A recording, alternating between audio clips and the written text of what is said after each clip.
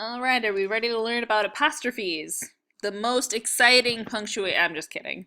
So apostrophes are all fine and good, but oftentimes people use them incorrectly because they get them mixed up with possessive nouns versus plural nouns.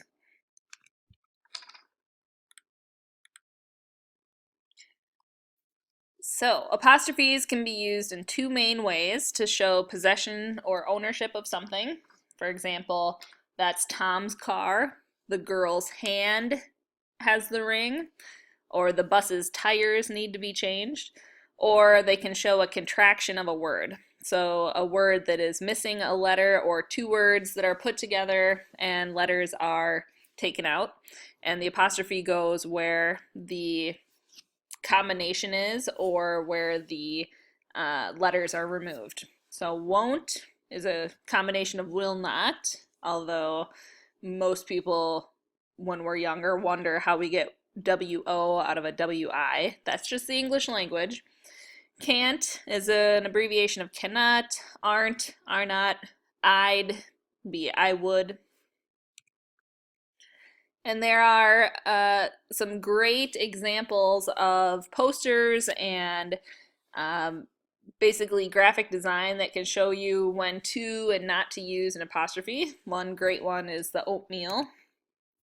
But there are some things that you do need to be aware of. So first of all, does the noun really own or have possession of something? If not, you don't need an apostrophe. It's just a plural. Is the noun singular or plural? That will determine how you make it possessive. Does the singular or plural noun already end in an S?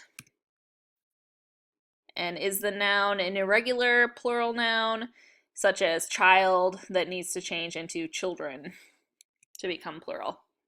So for singular possessive nouns that do not end in S, we add an apostrophe S. And this is one that people don't tend to struggle with, right? So Jamie's bike, the car's radio, Chicago's population, etc.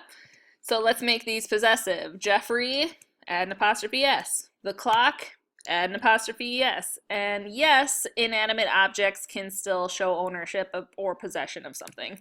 The leader, apostrophe S. The company, apostrophe S, as long as company is singular. The boy, apostrophe S.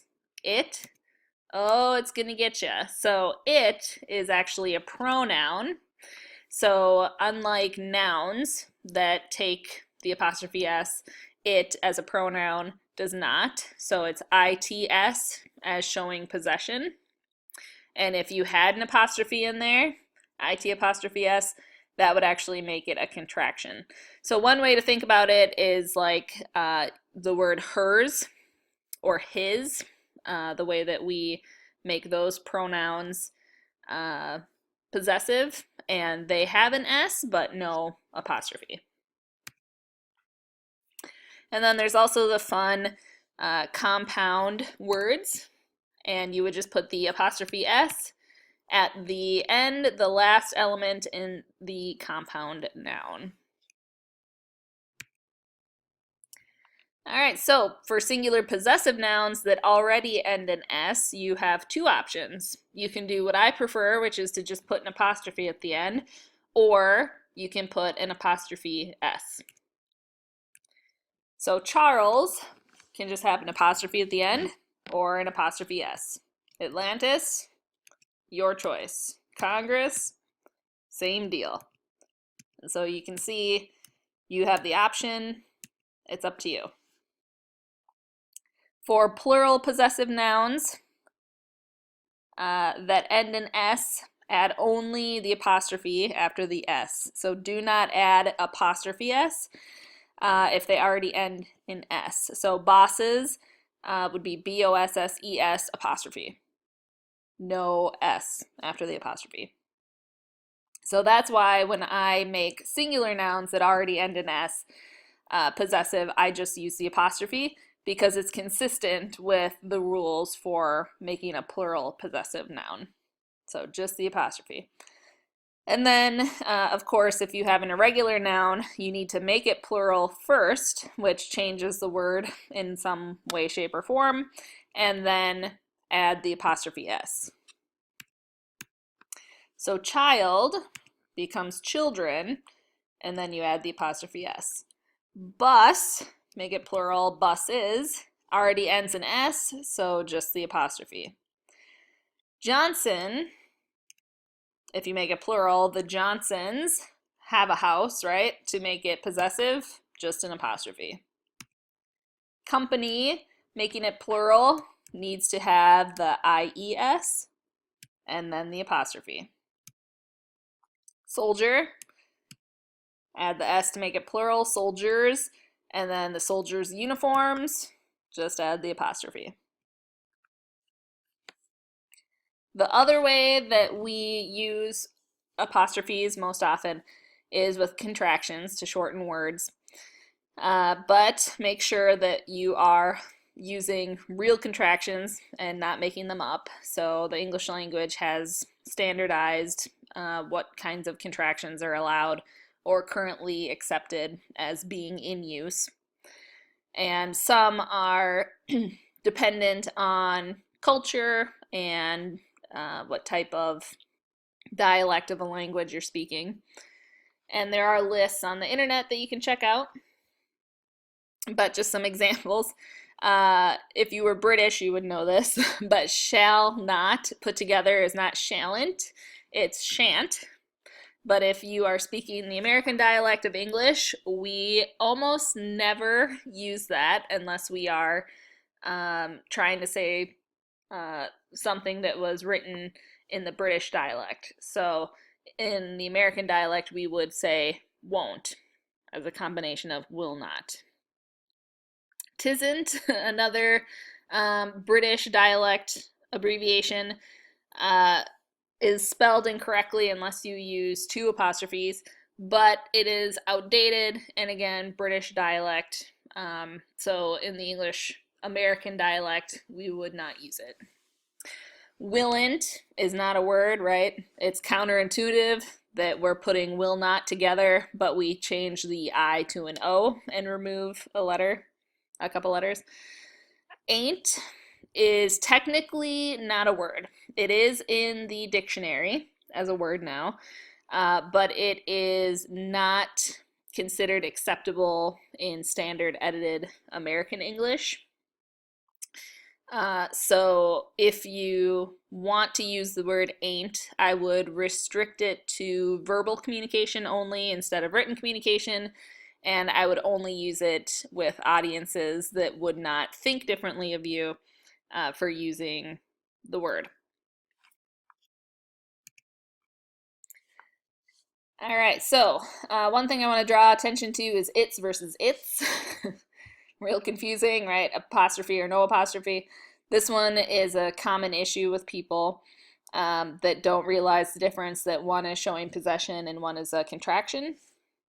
So its is showing possession when it does not have the apostrophe, which is counterintuitive because we were just talking about adding apostrophe s to nouns, right? But this is a pronoun, so think about it like hers, his. They show possession, but they do not have apostrophes.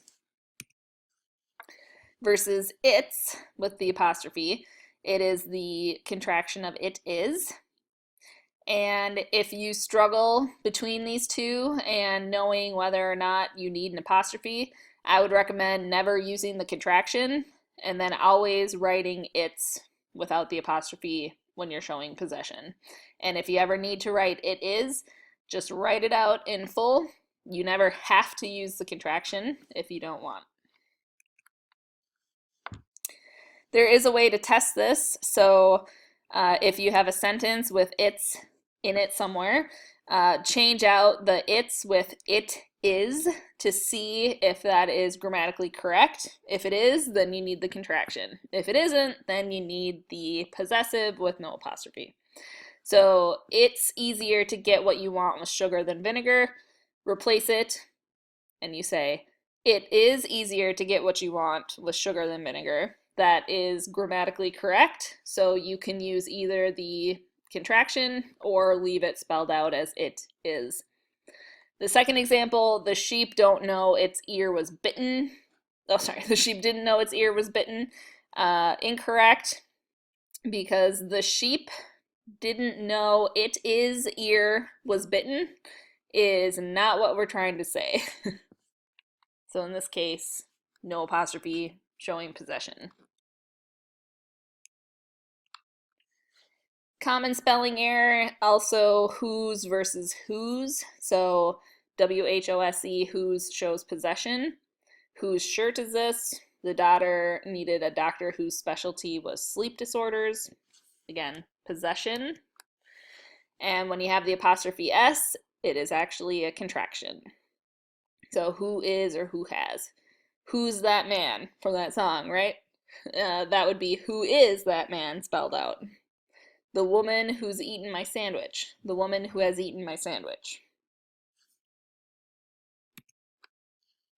And then there are uses for apostrophes that are not possessive or contraction rules.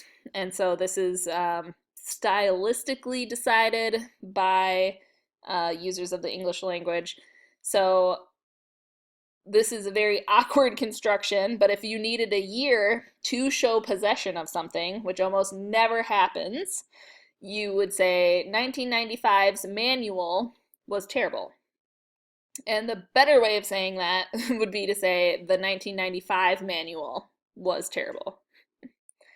If you are removing part of a year, you put the apostrophe in where you're removing the numbers, but make sure you do this carefully because it can be confusing which century you're talking about, 1990 or 1890. And this is, again, not very common, but if you have a lowercase single letter word and you need to say that there are two T's in kittens, use the apostrophe S. Do not, however, use the apostrophe if you have plural numbers. So think about it written out. I have 4 7s. You would not use an apostrophe. So if you're using the numeral 7 and an S, you would not have an apostrophe. And more likely, if you're using an S with a year, it would be to show decades, multiples. So the 1990s were great. No apostrophe S because you're talking about multiple years that do not own anything. So 1990 through 1999. And that is by far more common and not an awkward construction. Another thing that trips people up is where to put the apostrophe S if you have a singular multiple versus joint possession. So for example, Ryan's and Jennifer's stories were very similar.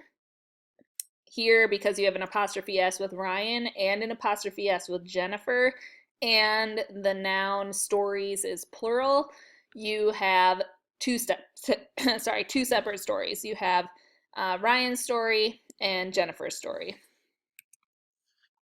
However, if you only put an apostrophe S at the end of the last noun, you're showing that they possess something together. So Ryan and Jennifer's story was about a house fire. That indicates that Ryan and Jennifer share the story. They have one story together.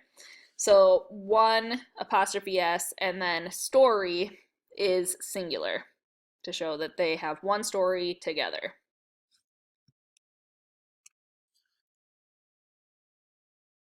And this is tricky because Microsoft Word does not always catch this error depending on what you're writing.